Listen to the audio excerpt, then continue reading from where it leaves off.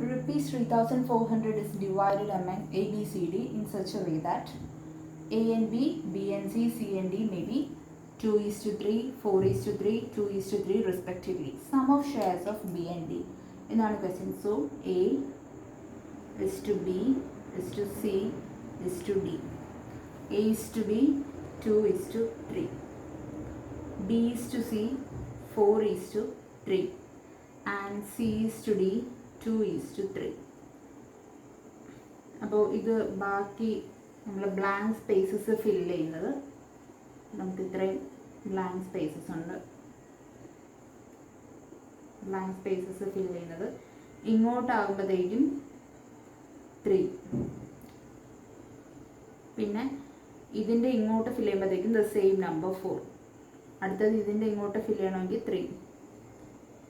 ഇവിടെ 2 ഫില്ല് ചെയ്യാനുണ്ട് 2 and 2. Then multiply from top to bottom. Multiply from top to bottom. 2 into 4 8, 8 into 2 16, 3 into 4 12, 12 into 2 24, 3 into 3 9, 9 into 2 18, 3 into 3 9, 9 into 3 27.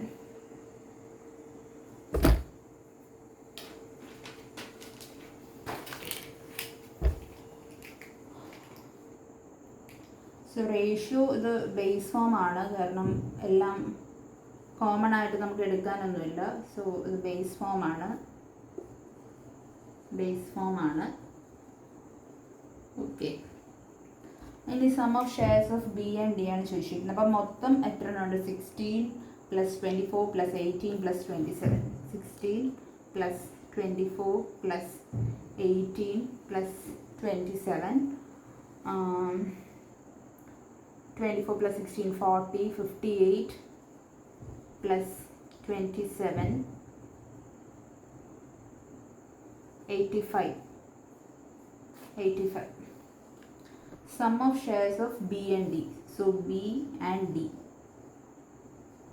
24 + 27.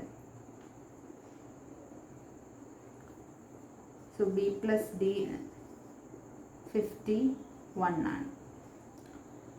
ഇനി so total എന്ന് പറയുന്നത് 3,400. So 85 എന്ന് പറയുന്നത് 85 unit എന്ന് പറയുന്നത് 3,400 ആണ്. So 1 unit 3,400 divided by 85 is equal to 40.